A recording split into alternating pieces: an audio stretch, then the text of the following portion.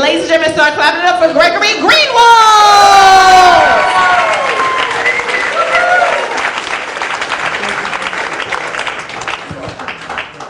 Anybody surprised that they put the Jew last? Anybody surprised? We used to run comedy, you know? Not anymore. Put them at the end. My family, we had our Jewish Thanksgiving last week. For those of you who don't know what a Jewish Thanksgiving is, it's where we go around the dinner table and everyone says what they're most worried about.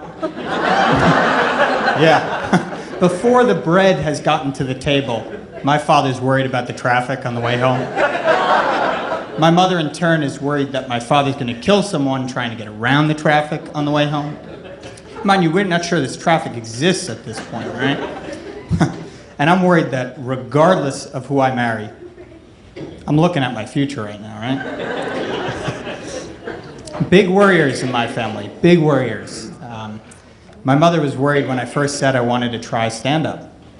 The past few weeks on the phone, she said to me, "You're not inviting anyone to the show, are you?" Swear to God. There's not going to be real people there, right? We were watching a documentary about comedy together. At the end of the film, she said to me, "You see, comedy comes from pain. Comedy comes from suffering. What are you going to talk about?" I said, "I think I'll talk about my childhood. You've given me plenty of material. I just kind of got to organize it all." It was an interesting childhood, that much is for sure. Most kids I knew, first thing they learned was how to ride a bike, how to tie their shoes. The very first thing I learned, how to get out of a riptide. Yeah, I swear. We didn't live near the ocean. We didn't go to the ocean. This was a practical concern, was riptide. Yeah. Another big concern that we had when I was a kid was what would happen if the government brought back the draft. That was a big conversation in my house. My grandmother's plan was to take me away from my parents and drive us to Canada where we would live. Now, when you're 5 or 6 years old, and two serious topics of conversation are riptides and life on the run with your grandmother, being taken out to sea or sent off to war don't seem like such crazy options, right? We think about death quite a bit. For Jews, it's just always top of mind. Look at the last 1,000 years. I mean, we think about death. And my grandfather's now 87 years old. About a year ago, we were at one of our Jewish Thanksgivings, if you will. And out of the blue, he says, "If I go first, I don't want another man taking up my side of the bed." Everybody keeps eating. This is normal conversation for us. My grandmother, without looking up from her plate, says, "Jerry, you have nothing to worry about. We live in a tiny New York City apartment. If you die first, I need all the extra closet space I can get."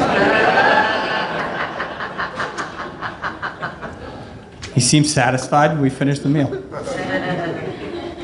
But death isn't our biggest concern. Our biggest worry is being in those social situations that, as Jews, we're just not used to or comfortable with. We were at a Catholic church once for a family friend's wedding. Everything was fine in the beginning. You know, we've been to weddings. Jews get married. Oftentimes too early. But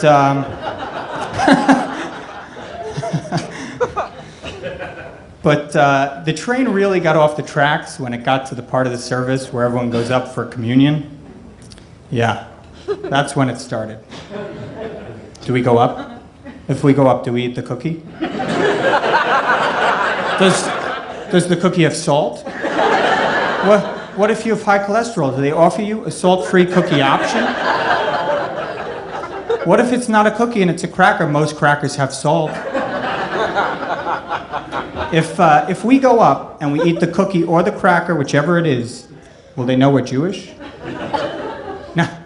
Now, when you get to the point where you're talking about low-sodium Eucharist options, did I say that right? Eucharist? Is that right? I just want, I don't want to offend anybody, When you get to the point where you're talking about low-sodium Eucharist options, pretty sure that everyone within a 5 to 10 pew radius has got to know you're Jewish, right? But it got me thinking, what would it be like if there were an eating component of a Jewish service? Can you imagine the line of questions that would result? Excuse me, Rabbi, what bagel is being served today? And are there any substitutions allowed? And how much does the bagel cost? Is there a sharing charge?